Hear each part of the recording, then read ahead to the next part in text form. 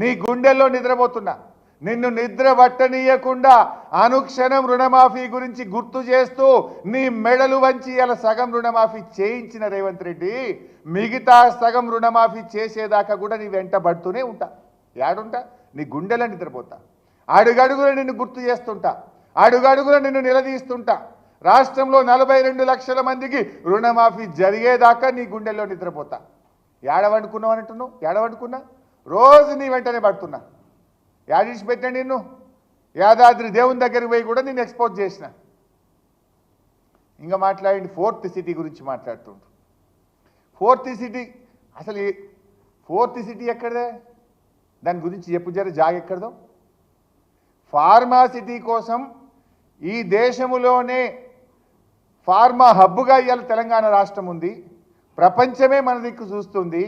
ఇంకా మనకు దగ్గర ఉద్యోగాలు రావాలి, పెట్టుబడులు రావాలి, ఈ రాష్ట్రం ప్రపంచంలో నంబర్ 1 కావాలని ఆనాడు కేసీఆర్ గారు, కేటీఆర్ గారు 1500 కోట్లు ఖర్చు పెట్టి 12,000 ఎకరాల భూమిని ఫార్మా సిటీ కోసం సేకరించారు. దాన్ని ఫార్మా ఇండస్ట్రీకి ఇవ్వకుండా నువ్వేదో దానికి ఫోర్త్ సిటీ పేరు పెట్టి రియల్ ఎస్టేట్ వ్యాపారం చేసే ప్రయత్నం చేస్తున్నావు. అది కాక నీ దగ్గర ఎక్కడిదో చెప్పు. ఎక్కడిది ఫోర్త్ సిటీ? ఊదరగొడుతున్నావు. అంతా ఏదో నేనే చేసిన ఈ ఫోర్త్ సిటీ అంతా ఏదో నా క్రియేషన్ అని మాట్లాడుతున్నావు. వెనకటికటెవడో వంటంతా వండి పెట్టినాక వడ్డించడానికి వచ్చిండట. వడ్డించడానికి చేసి అంత నేనే చేసిన అన్నాడట. ఇది కేసీఆర్ గారు 12,000 ఎకరాలు 1500 కోట్లు ఖర్చు పెట్టి భూసేకరణ చేసి ఢిల్లీకి వెళ్ళి ఎన్విరాన్మెంట్ క్లియరెన్స్ తెచ్చి కోర్టుల్లో కేసులన్నీ క్లియర్ చేసి రెడీగా పెడితే దాన్ని ఫార్మా సిటీ చేయి నాయన అంటే ఫోర్త్ సిటీ అని పెట్టి రియల్ ఎస్టేట్ వ్యాపారం చేసే ప్రయత్నం చేస్తున్నావు. ఆనాడు ఏం మాట్లాడింది కాంగ్రెస్ పార్టీ? కాంగ్రెస్ అధికారంలోకి వస్తే రైతులకు భూములు వాపసు ఇస్తామన్నారు. ఈ వాపసి మరి అయితే ఫార్మా సిటీ పెట్టు, లేదంటే రైతులకు భూములు వాపసి. నీ ఫోర్త్ సిటీ డ్రామా ఏంది అని నేను అడుగుతా ఉన్నా ఈరోజు. ఇక ఉచిత కరెంటు గురించి మాట్లాడండి. రాజశేఖర రెడ్డి గారు ఉండగా ఉచిత కరెంట్ ఇచ్చిండట. తెలియదా? ఈ రాష్ట్ర రైతులకు తెలియదా? ఉచిత కరెంటు కాస్త ఉత్త కరెంట్ అయింది. అది దొంగ రాత్రి 7 గంటలని చెప్పి 4-5 గంటల కరెంట్ ఇవ్వలే. కాలిపోయే మోటార్లు, పేలిపోయే ట్రాన్స్ఫార్మర్లు. అది ఉత్త కరెంటు. నిజమైన ఉచిత కరెంట్ ఇచ్చింది కేసీఆర్. 24 గంటల నాణ్యమైన కాను రెప్పగొట్టినంతసేపు కరెంటు పోకుండా, మోటార్లు కాలకుండా, ట్రాన్స్ఫార్మర్లు కాలకుండా నాణ్యమైన కరెంట్ ఇచ్చిండు కేసీఆర్ గారు ఇచ్చిండు. ఆనాడు వైఎస్ ఇచ్చింది ఉత్త కరెంట్ అని రాష్ట్రంలో ఏ రైతుని అడిగినా చెప్తాడు. అన్నీ పగటి కలడినాయి. 2 సార్లు గెలుస్తా, 10 ఏళ్ళు మాదే గవర్నమెంట్ అని పదే చెప్తున్నాడు. కాంగ్రెస్కి అంత సీన్ లేదు. రాజస్థాన్లో కాంగ్రెస్ పార్టీని ప్రజలు గెలిపిస్తే 5 ఏళ్ల తర్వాత బంగారుపల్లెంలో పెట్టి ప్రతిపక్షానికి ఇచ్చేసిండ్రు, బీజేపీని గెలిపించిండ్రు.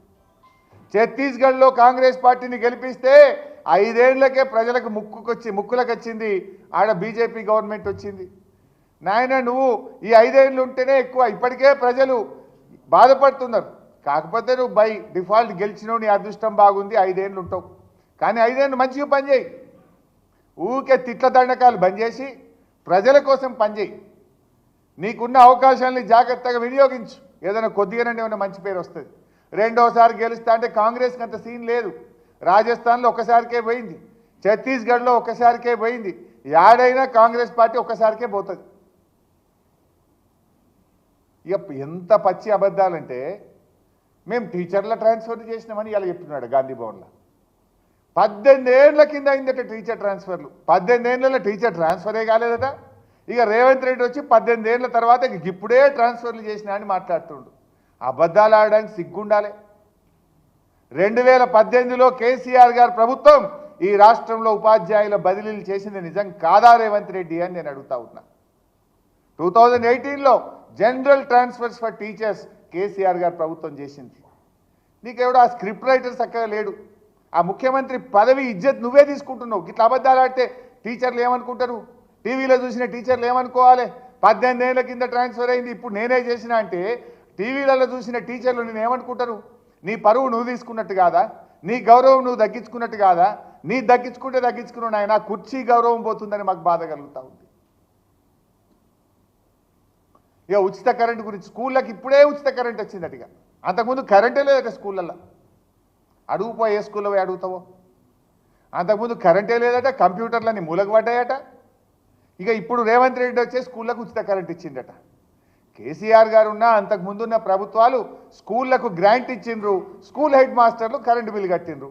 నువ్వు గ్రాంట్ బంద్ చేసినావు, డైరెక్ట్ కరెంట్ వాళ్ళకి కడుతున్నావు, గంతే తేడా. కేసీఆర్ స్కూళ్ళకి ఇచ్చిండు, స్కూల్ వాళ్ళు కరెంట్ బిల్లు కట్టిండ్రు.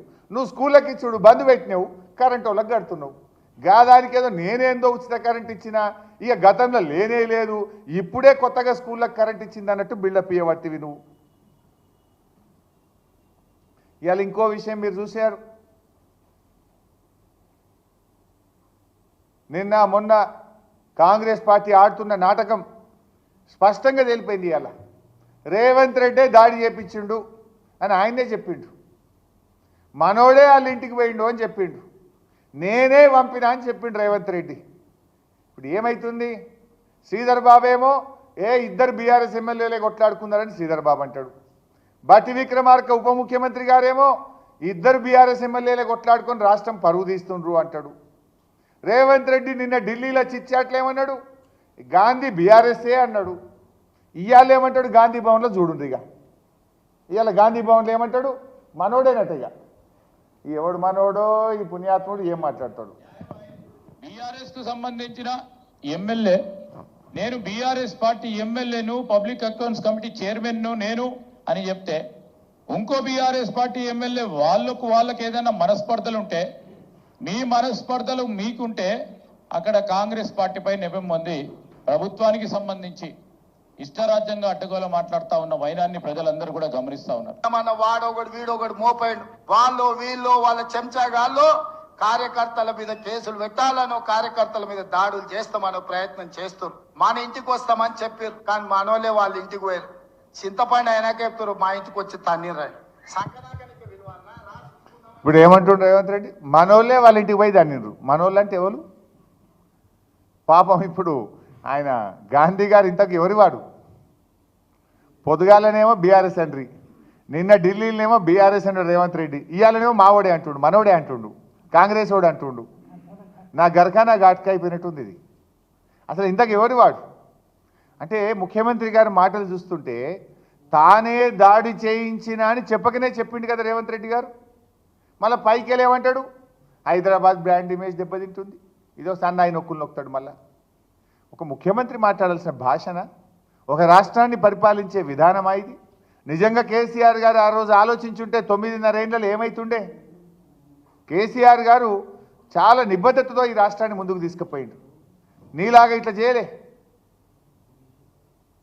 అదేవిధంగా ఇంకో అబద్ధం, రీజనల్ రింగ్ రోడ్.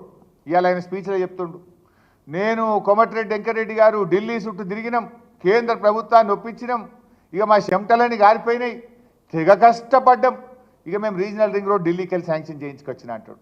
ఈయనట శాంక్షన్ చేయించుకొచ్చిందట. ఏనమ్మా అబద్ధం అంటే జర అతికేటట్టు ఉండాలి. ఇగో కిషన్ రెడ్డి గారి స్టేట్మెంట్ 2022 డిసెంబర్ 6, 2022 డిసెంబర్ 6 ఏమంటాడు? The centre has decided to take up the northern portion of the proposed 350 kilometres Hyderabad regional ring road under NH 161 phase 1. 2022లోనే డిసెంబర్లో భారత్మాల ప్రాజెక్టులో రీజనల్ రింగ్ రోడ్ ఇంక్లూడ్ అయింది. కేసీఆర్ గారు ముఖ్యమంత్రిగా ఉన్నప్పుడు బీఆర్ఎస్ ప్రభుత్వం పంపిన ప్రతిపాదనల మీద 2022లో మేము regional ring road south side sanction అయింది, అంటే నార్త్ సైడ్ శాంక్షన్ అయింది. అంటే మీరు ఇప్పుడు సౌత్ సైడ్ నువ్వు చేయించు, మరి నార్థన్ సైడ్ శాంక్షన్ మేము చేయించినాం 2022లో. అంటే అది సంగారెడ్డి, మెదక్, సిద్దిపేట్, యాదాద్రి భువనగిరి జిల్లాలు, ఈ 4 జిల్లాలను కలిపే north side regional ring road మేము శాంక్షన్ చేయించినాం. మేము చేయించిన దాన్ని కూడా మేమే చేసినాం, తెగ కష్టపడ్డబట్టుండ్రు రేవంత్ రెడ్డి. మరి సౌత్ సైడ్ ఎందుకు చేయిస్తలేవు నాయన? మీరు వచ్చి 10 నెలలు అయ్యాయి కదా, సౌత్ సైడ్ చేయించు. మరి ఆ సౌత్ సైడ్ ప్రతిపాదన కూడా మేము పంపినాం, దాన్ని శాంక్షన్ తీసుకురాపో. అంటే బీఆర్ఎస్ ప్రభుత్వ హయాంలో శాంక్షన్ అయిన రీజనల్ రింగ్ రోడ్డు కూడా మేమే చేయించినామని ఈయన గారు అబద్ధం ఆడతాడు. అది 2022లో శాంక్షన్ అయింది, 2023లో ల్యాండ్ ఎక్విజిషన్ ప్రాసెస్ కూడా మొత్తం చేశాం. ఇవాళ నువ్వు 2024లో ఏం చేసినా అని చెప్తే ఇంత పచ్చబద్దాలు మాట్లాడితే జనం ఏమనుకుంటారు? 2023లో పేపర్లలో అన్ని పేపర్లలో రీజనల్ రింగ్ రోడ్ నార్థన్ పార్ట్కు నోటిఫికేషన్ ఇచ్చారు ల్యాండ్ అక్విజిషన్. 2023లోనే పేపర్లలో యాడ్లు వచ్చినాయి. ఇప్పుడు నేను చేయించిన అంటే రేవంత్ రెడ్డి ఇలా గాంధీ భవన్లో పచ్చి అబద్ధం మాట్లాడుతున్నటువంటి పరిస్థితి. ఈ అబద్ధాలన్నీ చూస్తుంటే ఎట్లుందంటే, ఎందుకంటే ఎన్ని అబద్ధాలు ఇవాళ ఒక్కరోజే మీరు చూస్తే రుణమాఫీ కాలేదు అయిపోయింది అని అబద్ధం ఆడిండు. టీచర్ల ట్రాన్స్ఫర్లు 18 ఏళ్ల కింద అయిందన్నాడు. 2018లో ట్రాన్స్ఫర్లు అయినా 18 ఏళ్ల కిందనే టీచర్ల ట్రాన్స్ఫర్ అయినా అప్పటి నుంచి ఇప్పటిదాకా కాలేదని అబద్ధం ఆడిండు. బీఆర్ఎస్ హయాంలో రీజనల్ రింగ్ రోడ్ శాంక్షన్ అయితే అది నా హయాంలో శాంక్షన్ అయిందని మాట్లాడతాడు. ఇట్లా ఇవాళ ఒక్కరోజు ఒక 10 అబద్ధాలు ఆడిండు. ఇవాళ ఎట్లయిపోయిందంటే అబద్ధం అనేది ఇట్లా బతుకుంటే ఆ హుస్సేన్ సాగర్లు దుక్కి చచ్చిపోతుండే కావచ్చు. ఈ రేవంత్ రెడ్డి ఉండగా ఇక నేను బతికి వేస్ట్ అనే అబద్ధం అనేది హుస్సేన్ సాగర్లు దుక్కి చచ్చిపోతుండే. గన్ని అబద్ధాలు మాట్లాడుతున్నావు, పచ్చి అబద్ధాలు ఒక ముఖ్యమంత్రిగా ఉండి మాట్లాడుతున్నావు. సో ఇప్పటికైనా ఫైనల్గా నేను రేవంత్ రెడ్డి గారు చెప్పదలుచుకున్నది, ఇప్పటికైనా రుణమాఫీ పూర్తి చేయి, 31,000 కోట్ల రూపాయలు చెల్లించు. నేను మిమ్మల్ని విడిచిపెట్టది బీఆర్ఎస్ పార్టీ అడుగడుగున నీ వెంటబడుతుంది. రుణమాఫీ పూర్తిగా చెయ్యాలని చెప్పి కోరుతా ఉన్నా. ఇక నువ్వు నిజంగా నీ గౌరవం పెంచుకోవాలంటే, ఆ కుర్చీ గౌరవం పెంచుకోవాలంటే బాధ్యతగా మాట్లాడు, గౌరవం ఇచ్చి పుచ్చుకో. నువ్వు ఎదుటివారిని అగౌరవపరుస్తా అంటే తప్పకుండా ఎదుటివారు నిన్ను కూడా అగౌరవపరచాల్సి వస్తుంది. ఇంకా మేము చాలా సంయమనంతో వ్యవహరిస్తున్నాం, మర్యాదగా మాట్లాడే ప్రయత్నం చేస్తున్నాం. కానీ నువ్వు పదే మమ్మల్ని కించపరిచినప్పుడు మరి మేము కూడా మాట్లాడవలసి వస్తుంది. దయచేసి ఇప్పటికైనా మంచిగా మాట్లాడడానికి చాలా పద్ధతులు ఉంటాయి. ఇప్పుడు నువ్వు ఒక ముఖ్యమంత్రిగా ఉండే దంచుండ్రి, కొట్టుండ్రి, చితగొట్టుండ్రి, చింతకాయ కొట్టుండ్రి అని మెసేజ్ ఇస్తే కింద ఏం జరుగుతుంది? గ్రామాల్లో, మండలాల్లో కింది స్థాయి నాయకులు వాళ్ళు కూడా ఇది పద్ధతిని అవలంబించరా? తద్వారా రాష్ట్రంలో ల్యాండ్ ఆర్డర్ ఉంటుందా? తద్వారా రాష్ట్రంలో నష్టం జరగదా? ఈ రాష్ట్ర బ్రాండ్ ఇమేజ్ దెబ్బతినదా? 9.5 ఏళ్ల కేసీఆర్ హయాంలో ఒక్క కమ్యూనల్ ఇన్సిడెంట్ జరగలే.